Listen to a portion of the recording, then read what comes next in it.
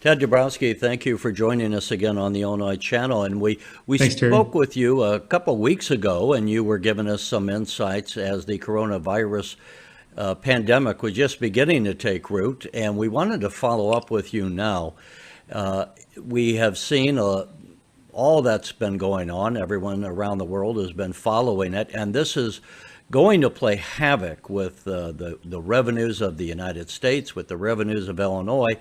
And we wanted to follow up with you as a financial analyst and one who's gone through the analysis of government finances throughout your career as to what impact this is going to have on Illinois' finances now, and what are we going to be doing going forward. And I would say that while the governor gave his budget address in February, he has since admitted that we have to throw that one away, come up with a new blueprint, because this coronavirus and the shutdown is going to decimate the revenues that Illinois would otherwise have expected. So with that as a foundation, let's go ahead and start. Give us your thoughts, Ted, on where are we at this point and what should viewers be paying attention to?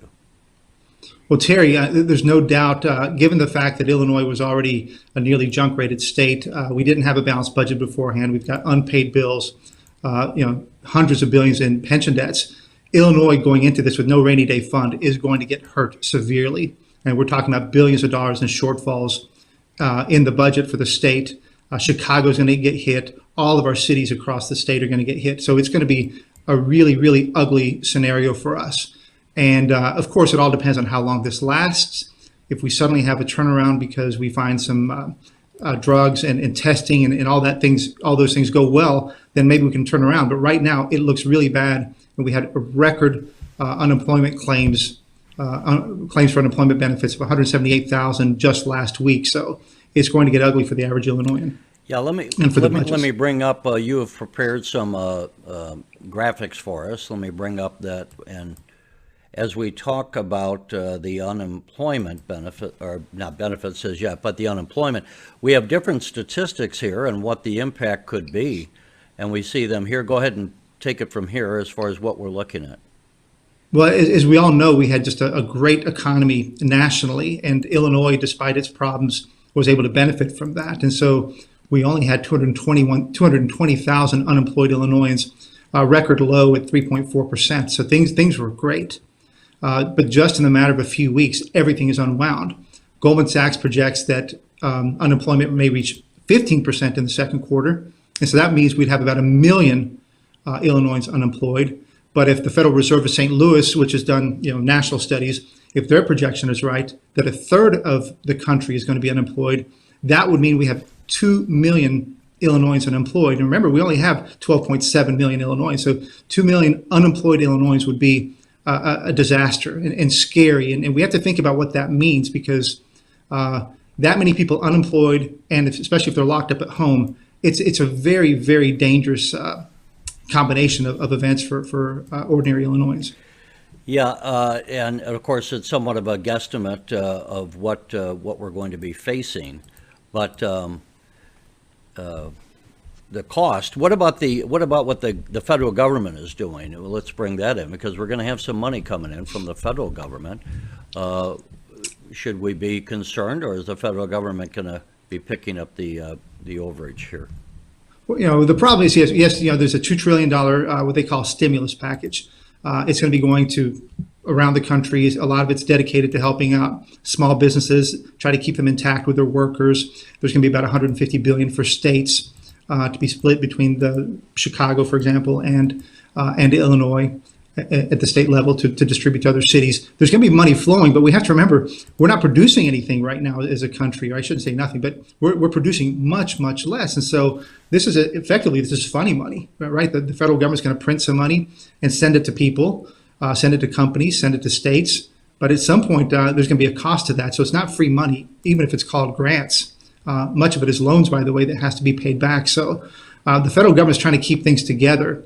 But the reality is if this thing lasts a lot longer, then we're breaking the fabric of our free market, of our capitalistic society. And God knows what takes its place if we keep it like that for too long. You have another graphic here I want to bring up, and it looks at the cost of Illinois government And as we look at this, you're saying that the top line, we already had a $1.4 billion budget deficit as was proposed by the governor. I think he would disagree with That's that. correct. Well, no, that was the one he was going to cover with the proposed progressive tax. So part of the money was going to come from that. And I think right now talking of tax hikes is absolutely silly, given the fact that the whole world is trying to reduce taxes and reduce and try to stimulate. So, and I would say in the big picture, the one thing that what I think you would say here is, as we look at these numbers, that the people, we just talked about how many might be unemployed. The economy has been kicked in the gut. We're not going to have the revenues. We have any number of businesses that we hope would stay in business, any number of small businesses, bars and restaurants, hotels, various things. The hospitality industry has just been crushed. So I think the big picture here is that you're saying in this new world, the economy that we're going to be going into, which is dramatically different than where we were, we're going to have to make new choices, and that the idea that we can tax these people whose businesses are, if they hang on, are going to be hanging by a thread is ridiculous. That if anything, we got to be cutting costs, cutting taxes. Would that be a fair assessment of kind of the big picture of what you would say? absolutely, Terry. With the way this economy is and the number of deficits that we just saw, COGFA, the Commission on Government Accounting Forecasting, they said that the shortfalls for the state might be something like $8 billion spread out over a couple of years. We did quick numbers there, and they're close to $7 billion. Well, if the government doesn't cut its costs, well, then who's going to pay for that? And I guess presumably either Governor Pritzker wants the federal government to pick all that up, or Lori Lightfoot hinted yesterday for Chicago that that tax hikes might be the way to go. And that's absurd. I mean, it's absolutely absurd. What both Governor Pritzker and Mayor Lightfoot need to do is look at the cost base of government. And right now, if you talk about 1 million people being unemployed sometime soon, which is I think quite a reasonable expectation, 15% unemployment, you're talking about many families that are losing incomes, losing jobs, entrepreneurs who may have to shut their doors. It is sad, sad, sad. Let me bring that. On the other hand, I'm sorry, as you're talking, let me bring these numbers back up so that people can be looking at them. So, as you said, you're going to have a drop off of all kinds of revenues. And I interrupted you. You were saying, on the other hand, go ahead and pick it up from there. Yeah, so who's going to pay these costs? Now, if Governor Pritzker and Lori Lightfoot don't want to cut government costs, then that means that eventually, in some way, the average taxpayer in Illinois is going to have to pay for them. And we already know that we have the highest prices in the nation and one of the highest combined local and state tax bills. So it's crazy to think that the government cannot cut its own costs. And both the Pritzker and Lightfoot have said that they're going to keep all the employees, all the government employees employed. Pensions are being paid like normal. Everything's normal for the public sector, and yet for the private sector, they're being smashed. They're being destroyed. And so what we need to do in order to give that support to the little guy, to the ordinary Illinoisan, which I think Governor Pritzker and Lori Lightfoot support, they need relief, and that relief has to come from lower taxes. And the only way to get to lower taxes is to cut government costs. And so we need to look at what those costs are and how to do it. And when we look, why are people going to be laid off? Well, they're going to be laid off not just now, but historically, people get laid off because business goes down. You lose a contract, the economy turns down, and what does a private business person do? Or what does a homeowner do when maybe they lose their job or whatever? They cut costs, right? I mean, that's how you got to make ends meet. And so in the big picture here, I always want to make things as simple as possible. It's so easy to miss the forest for the trees. The big picture here is you're suggesting that Illinois state government can no longer act as if its revenues are going to be as they are, and they're going to have to start cutting costs. With that in mind, then let's look at cutting costs. And one of the things that you wanted us to bring to the attention of the viewers is this slide, which is that Illinois' retirement costs. We have often talked over the years of pensions, and I think most of the viewers know that Illinois pensions are a severe, crippling impact on the state and continue to go up. And you're pointing out here, then when we look at cutting costs, one of the things to factor in is that the pension costs and the healthcare costs here are 26% of the state's operating budget. Yeah, the whole point is that I think when you look at the private sector versus the public sector has special long-term guaranteed contracts. They have guaranteed constitutionally protected pensions. The private sector just gets fired, as we're seeing. And I think what this crisis is revealing is that we have, two different groups, a protected class and a class that can easily lose their job in 1 second. And that really has to end. It's not fair in Illinois, and it's not fair for the whole system. And when pensions, for example, consume 26% of the cost, we need to look at what some of those costs that can be reduced. For example, why are we paying COLAs right now? We're not having inflation; we're having deflation, if anything. COLAs, cost of living adjustments. Cost of living adjustments, right? So these pensions for Illinois, they grow for most people at a guaranteed 3% each year. It's guaranteed raises in retirement. Nobody in the private sector gets that.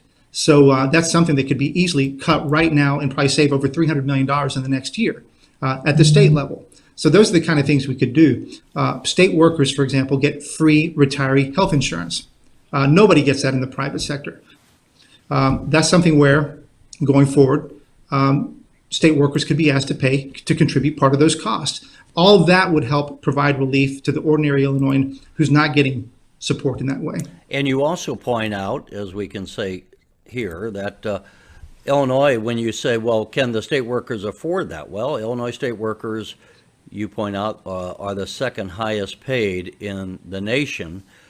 I guess a question that I would have is, to what extent, Ted, does the governor, does anyone have the latitude to adjust these costs? You have contract laws. The governor's often said, even if you cut state pensions, you're going to be stopped by the U.S. Constitution's guarantee of contract law, and that this was an agreement. Can we make a cut in pay, in pensions, in health care? The Supreme Court said that the health care cost of state workers is part of their retirement costs, and we have in the Illinois state constitution a provision that says you can't cut pension benefits. And yeah, it's a very complex time, right? And these are very complex things. But Governor Pritzker, in the name of health, and in the name of protecting people, just shut down the economy, right? So contracts, people had contracts gone. People are home, not working. Businesses that had bills to pay, well, they're shut down. All kinds of things are going on. So this is, as he said, it's an act of God, and so this, I think, would give him power to say, in this moment, we're going to have a fiscal emergency, and we're going to cut COLAs, for example. We have some of the highest paid state workers in the country. We're going to give them a pay cut. I just got off the phone with somebody who works in construction in a business that's deemed essential. They just got a 10% cut across the board in the private sector. Everybody's going through something, and there needs to be shared sacrifice. Otherwise, I think in the end, we can stay with the way the things are, but people just continue to leave Illinois because it's not fair, and people are looking for fairness. I think Pritzker would agree with me, and I think so would Lori Lightfoot, that these individuals in the private sector who are losing their jobs, many of them might hit poverty. There should be some fairness in this, and that's all we're asking for. Yeah, I was going to say, it's good for us to be doing this, because what we need to all say to ourselves is, this is like when Pearl Harbor was a rip in the fabric of where the country was going, and suddenly we had to deal with a new reality. 9/11 was the same impact. However we imagined the future was going to be, suddenly we got sidetracked, almost as if the world was hit by a meteor and bumped, and we went off in a different direction. This is a similar, I would argue, historic event. This major pandemic, the first really major one, I would say, in 100 years. And, one of the big stories people will be reminded, just last fall, we had Lori Lightfoot having the deal in Chicago with the strike, the longest strike, as I recall, of the Chicago Teachers Union ever.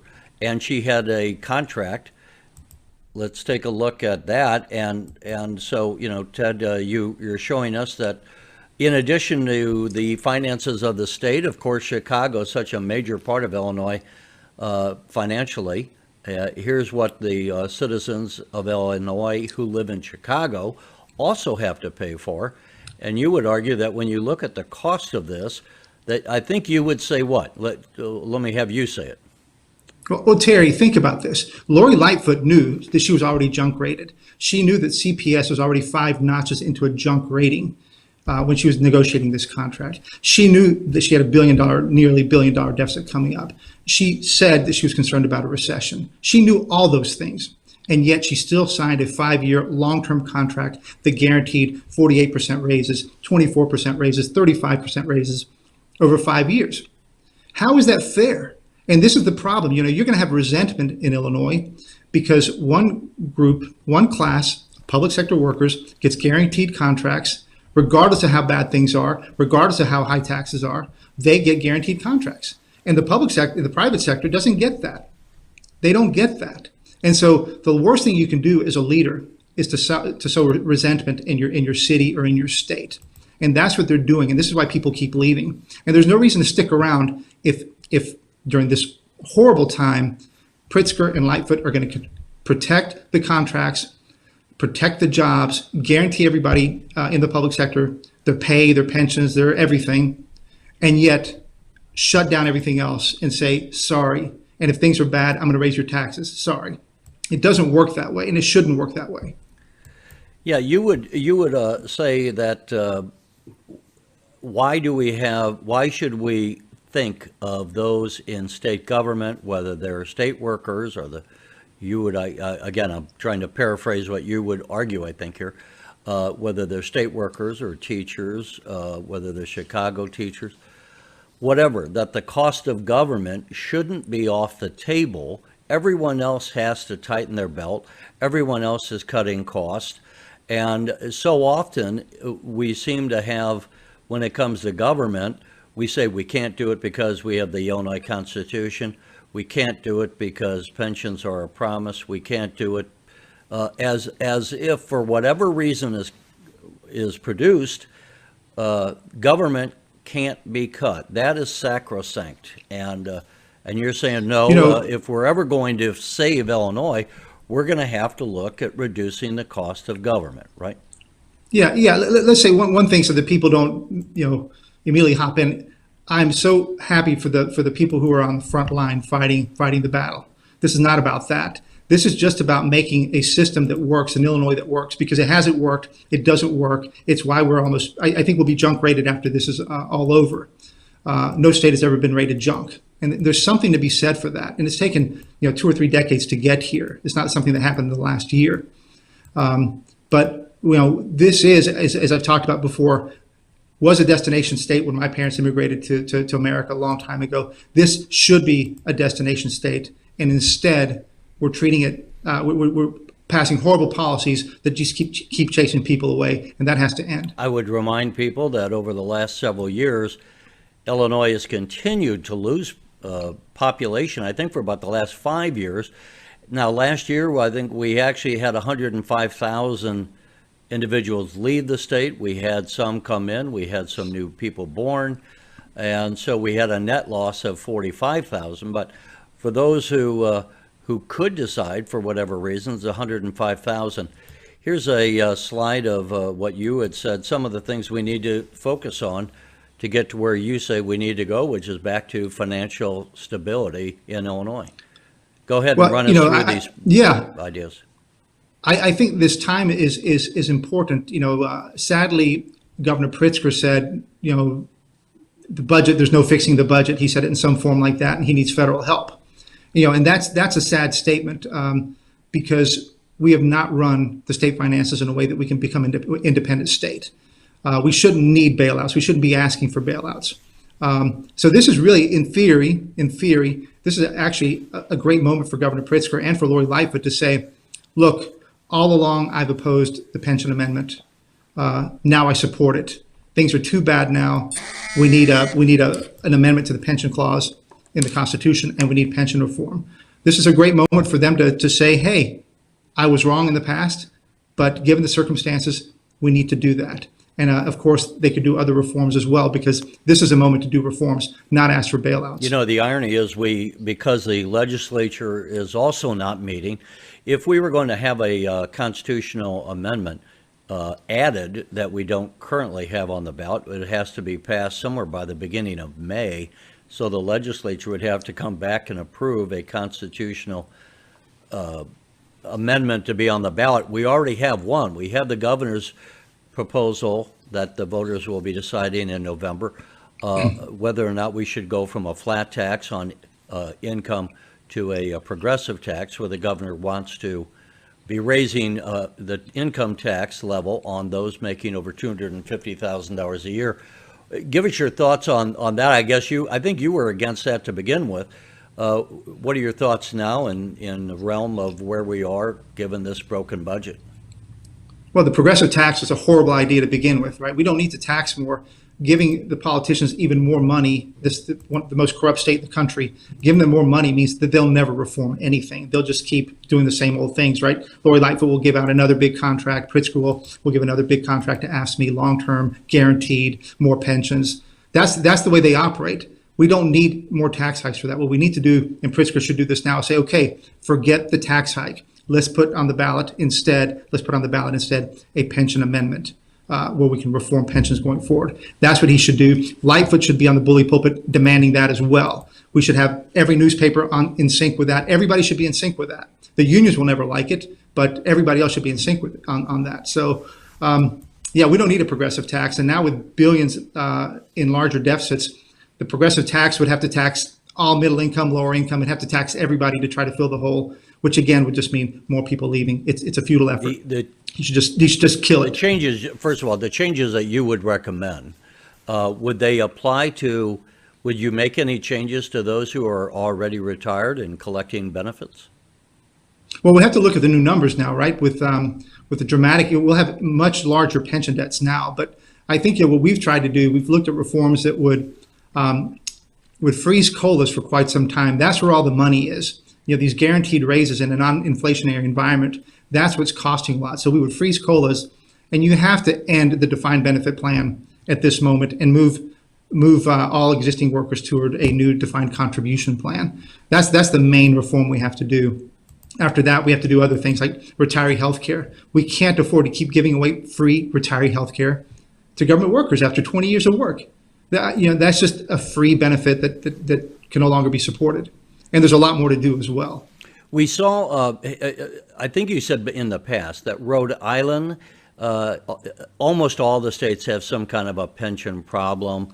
The ones that are the most pronounced are Illinois and New Jersey, I believe, and California. Connecticut. Rhode Island had made some changes. Maybe, I'm not sure if Arizona did as well. Can we do what some of these other states have done? Or, Illinois, I guess Illinois is one of the few states, I think, in the nation that has a provision in their constitution that says you can't diminish the pensions.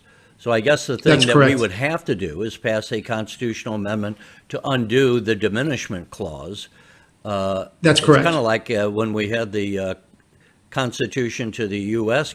or amendment to the U.S. Constitution that prohibited the sale of alcohol. We had to go back and then have a second amendment to undo the one that said we couldn't sell alcohol. We need to do an amendment so that we can make changes going forward.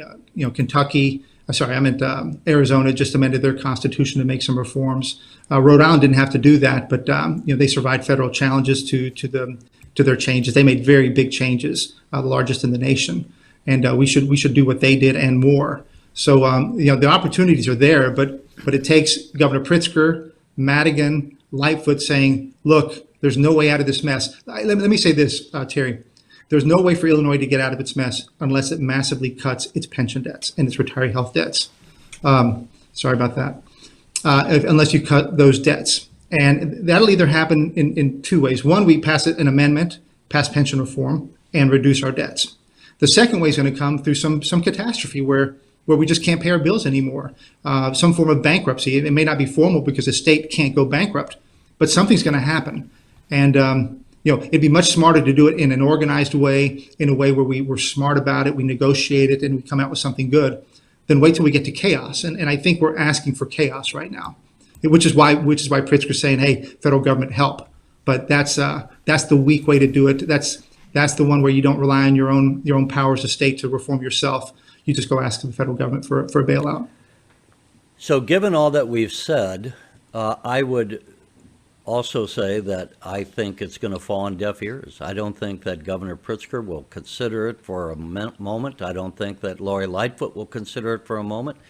I think that their plan, I don't think Mike Madigan would. I think they're just going to say, Ted, you're asking us, number one, to commit political suicide. And they might also say it's unfair. And I'm not going to say they don't truly believe that. So what do we really do? What do we say to the taxpayers? That we don't have political leaders. We have political leaders. We don't have political leaders that are going to do what you're suggesting. They're not going to cut the cost of government. They're going to try to say we're going to muddle through and raise some taxes and do this and that. So what's the reality? Well, look, the reality we've had since 2000 is that we've had of people moving out of the state and moving in. We've lost a net 1.5 million people to other states, a net of 1.5 million. I mean, we would be doing great if we had 1.5 million more people in terms of tax revenues and a vibrant economy. They're fleeing, they're escaping. We've shrunk more than any other state since 2000. We have a big problem.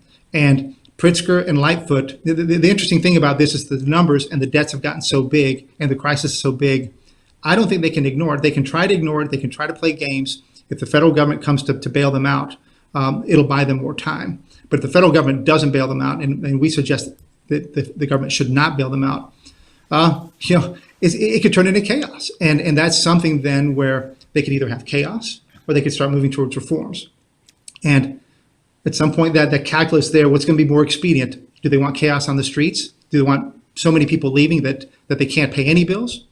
At some point, I hope they're smarter than that, but we'll see. Well, we saw the chaos somewhat that was generated during the Rauner years when we weren't passing a budget. And the unpaid bills in the state went up to $16 billion. We had universities hanging on by a thread.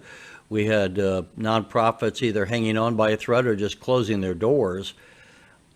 That is going to be the future of Illinois, I think you would say, because we're going to get to a point where if we don't cut the costs, and I think we're not going to, that they're just not going to be able to make the payments. And so then we get to a point where we say, Mr. Pensioner, you are due X number of dollars, but right now it's going to be an IOU, or we can only send you a portion of the money because we don't have the funds to send you all of it. And I think that's just a reality, right? Well, that's one way, Terry. The other way is we keep paying the pensioners, and our schools get slashed, our roads get slashed, all the spending for everything gets slashed. J.P. Morgan estimates that the true cost of pension costs out of the budget in Illinois is about 50% if we were to pay the right amount. So if we start doing that, because that's what we have to do, who's going to want to live here? Nobody's going to want to live here. And this is another interesting point about this COVID-19 crisis, is that people are figuring out right now, wait a minute, I can work from anywhere. A lot of people are actually working remotely from anywhere. And if people realize, Illinois is not helping me, my government is not helping me, my government is taxing me more, not giving me better services, I can work remotely, I'm out of here. And you'll just hear it more and more. And I guess some people say I'm exaggerating. I guess we'll just have to see. But I think if you look at the population loss, if you look at the outmigration over the last 20 years, there's no state that looks like Illinois. New York competes with us a little bit, and West Virginia does too. But we're the national outlier when it comes to losing people. Yeah, so, I used to have in the 1980s, I owned a printing business. I had to have my workers come because I had all that equipment there. And if you're a manufacturer, you need to have people come into your office. If you're a farmer, obviously you can't pick up and leave. But increasingly, for those of us that deal in the information technologies, as you and I do, here we are, and we see not only are we doing interviews over the internet, but now because all the broadcasters are working from home, everyone's doing that. And yeah, suddenly you could be selling insurance, not from Illinois, but you could move to Indiana.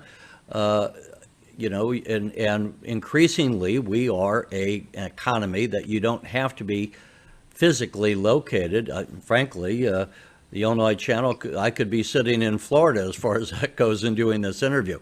So, I think it's just a whole new world, not only because of the coronavirus, and I think a number of people I know I've talked to are speculating, how will this permanently change some of the United States and the world and how we do business? I don't know that anyone has all the answers on that, but it is, as I said earlier in the conversation, it's a line of demarcation, and you can either pretend this didn't happen and try to go on pretending that it didn't happen and that you don't have to cut costs and you're going to muddle through somehow, or you grab the bull by the horns and you make changes that need to be made. And I wrote my master's thesis back in 1993 on the coming collapse of publicly funded pensions. The point that I tried to make to people at the time is, if you make some changes, you can save the system.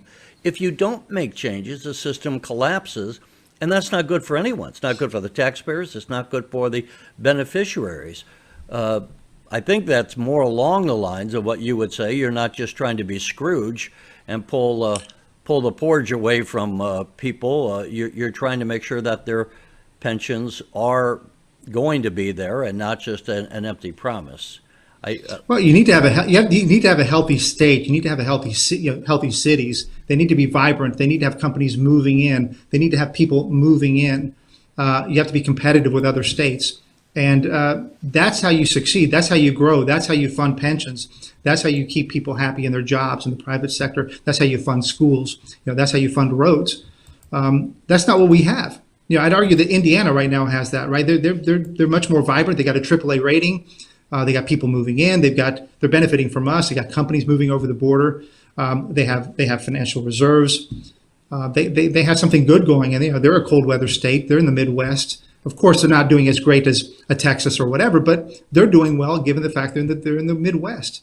We're doing the opposite. So, I do care about our average ordinary people. I do care about our state workers and our teachers and our responders. Everybody's critical. But what we can't do is have a system that doesn't make sense, where one group of people is protected over the other, and just when that one group is getting hit really hard, you're asking them to pay more and more for somebody else's constitutionally or guaranteed contracts. It just doesn't make sense. All right, Ted Dabrowski, thank you so much for joining us. Thanks for watching, and if you haven't already, please consider subscribing to our channel. And while you're at it, please leave us a comment. Thank you for watching.